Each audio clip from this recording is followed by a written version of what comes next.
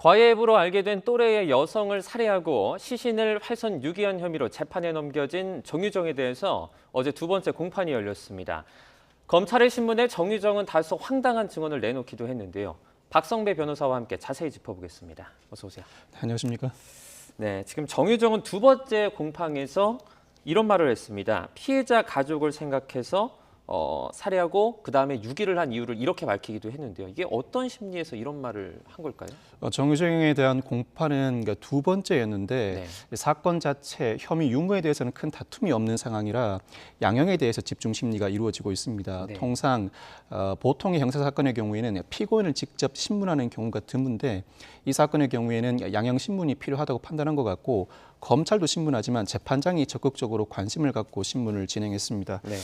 시신을 유기한 부분에 대해서 피해자가 살해된 것을 알면 유가족이 못 견딜 것 같았다. 실종 사건으로 꾸며 어딘가에 살아있을 거로 생각하게 하려 했다는 취지의 진술을 했는데 전반적으로 살인 사건의 경우에는 계획적 살인 범행, 잔혹한 살인 수법 그리고 사체 손괴 유기가 중대한 양형 가중 사유로 고려됩니다. 재판장이 시신을 유기하게 된 경우에 대해서 양형 가중 사유로 온전히 삼을 것인지 여부를 묻는 질문에 이와 같은 답변을 한 것인데 의도적으로 즉 나쁜 의도를 가지고 시신을 유기했던 것이 아니라 오히려 피해자 유가족을 생각해서 시신을 유기하게 되었다. 나름대로의 변명을 진술하면서 특별 가중 요소로 참작되지 않도록 나름대로 깊은 생각 끝에 나온 진술이라고 할 수 있습니다. 뭐 일단은 상식적으로 합리적으로 들리진 않는데 그렇습니다. 그다음에 말을 좀 들어보면 분을 풀기 위해서 범행을 저지르지는 않았다. 당연히 뭐 같이 죽을 생각이었다. 이런 말도 했습니다. 행적들을 보면 사실 이 발언에 대해서 의문이 좀 들 수밖에 없는 것 같아요. 재판장이 피고인이 우울해지게 된 사정과 피해자는 무관한데 왜 굳이 피해자를 살해했는지 묻는 질문에 이와 같은 답을 했습니다. 분을 풀기 위해서 살인하게 된 것이 아니라 같이 죽고 싶었고 환생이 있다고 생각했다는 취지로 진술을 했습니다. 사실상 이와 같은 취지의 진술은 선뜻 납득하기 어려운데 아마 양형 가중 요소를 충분히 고려함과 동시에 이와 같은 진술을 함으로써 나름대로 사건 당시에는 심신미약 상태에 있었다는 취지의 진술도 함과 더불어 자신도 죽고자 하는 의도가 있었다. 누군가를 죽이고 빠져나갈 의사는 아니었다. 그만큼 사건이 중대하다고 보기 어렵고 자신도 극단적인 선택을 하려고 했던 상황이었는데 경찰에 검거됨으로써 그 뜻을 이루지 못하였다는 진술을 하고 있는 것 같습니다. 그 정도로 사건 자체가 전반적으로 자신도 일정한 사회적 피해를 받은 입장으로서 스스로 극단적 선택을 하려고 한 상황이었으므로 누군가를 해치고 자신만 잘 살고자 하는 의도가 아니었다. 그만큼 나쁜 의도는 아니었다는 취지의 진술을 하고 있는 것입니다. 그런 가운데 또 뭐 피해자에게 책임을 떠넘기는 듯한 그런 발언을 하기도 했습니다. 이건 대체 무슨 말입니까? 검찰이 조사를 진행하는 내내 정유정이 피해자가 피고인 본인과 가족에게 욕설했다는 등 피해자에게 책임을 전가했다는 취지의 진술을 했습니다.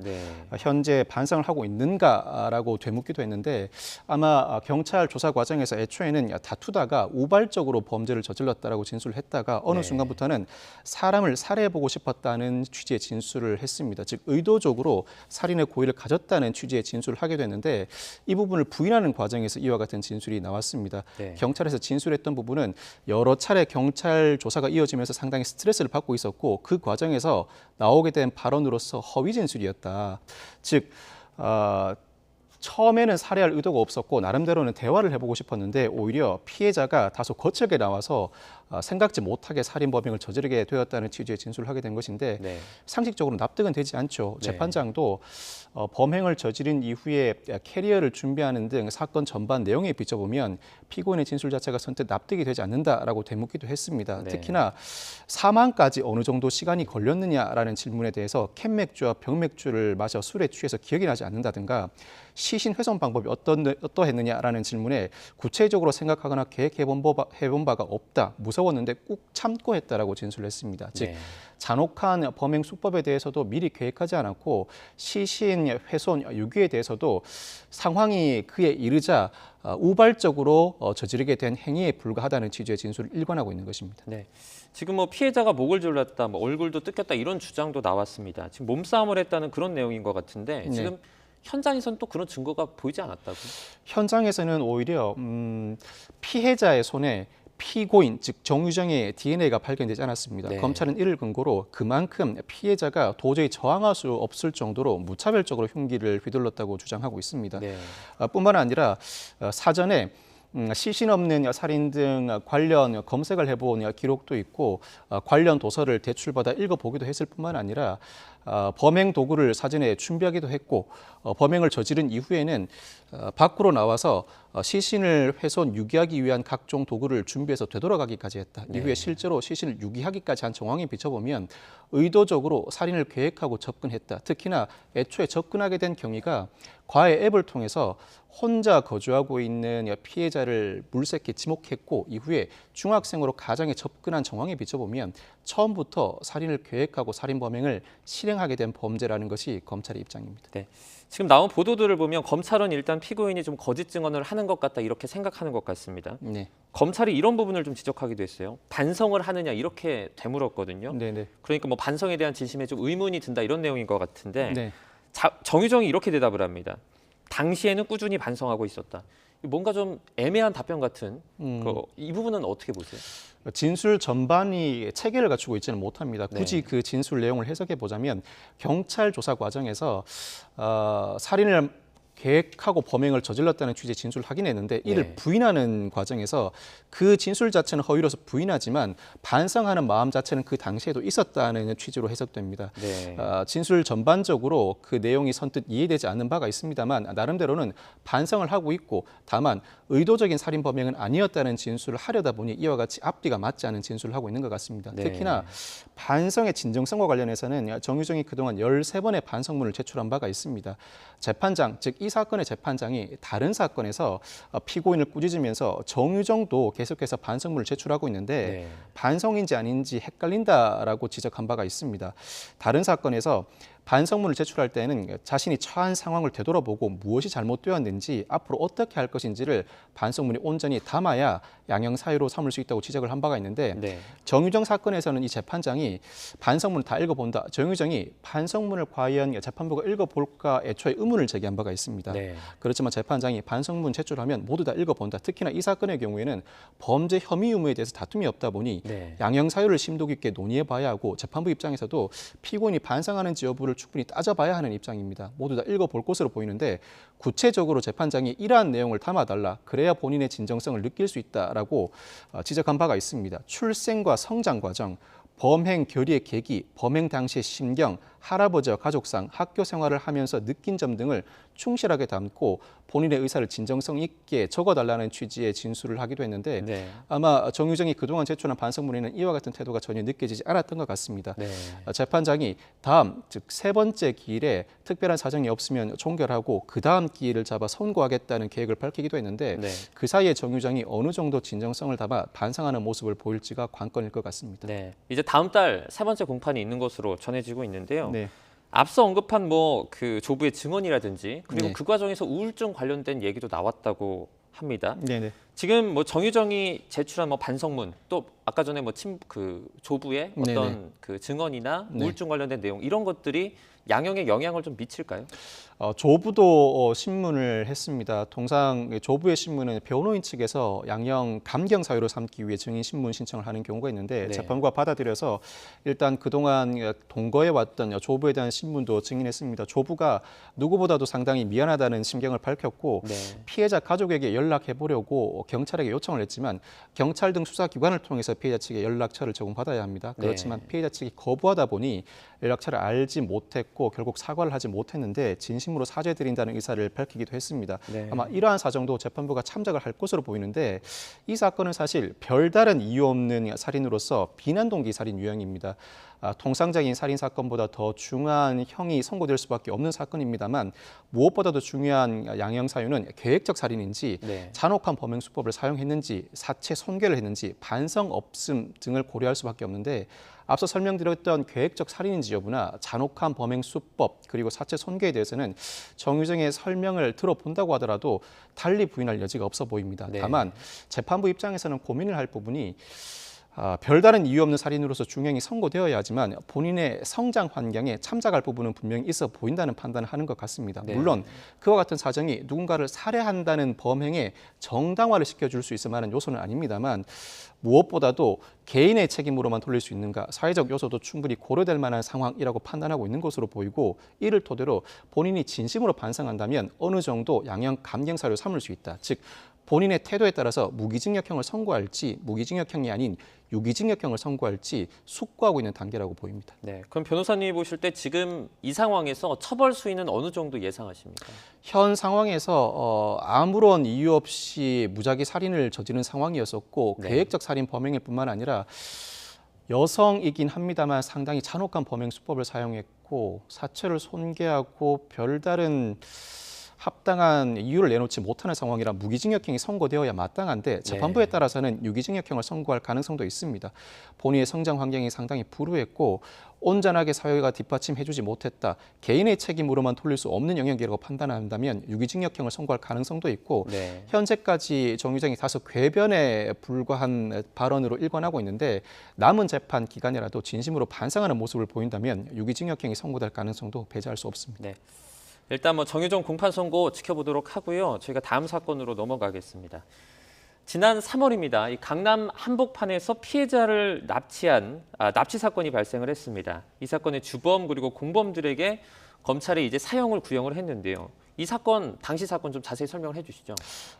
피해자와 이 사건의 주범 등이 코인과 관련된 사업을 하다가 특히나 유상원, 황은희 부부가 30억 원을 투자했지만 큰 손실을 보게 됩니다. 이로 인해 피해자와 큰 원한을 치게 되었고 이에 따라 이 경우에 제안을 받고 착수금조로 7천만 원을 건네고 실제로 피해자를 납치해 살인 범행에 이르게 되었다는 것이 공소 사실의 요지입니다.